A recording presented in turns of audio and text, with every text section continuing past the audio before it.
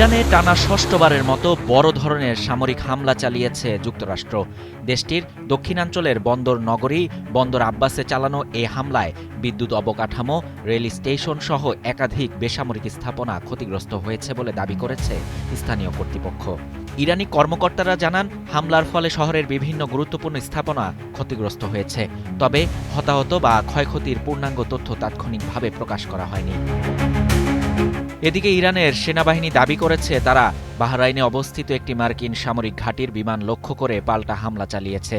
আঞ্চলিক নিরাপত্তা পরিস্থিতির অবনতির মধ্যে কুয়েতের সেনাবাহিনী জানিয়েছে তারা ক্ষেপণাস্ত্র ও ড্রোন হামলার জবাব দিতে প্রতিরক্ষামূলক ব্যবস্থা গ্রহণ করেছে।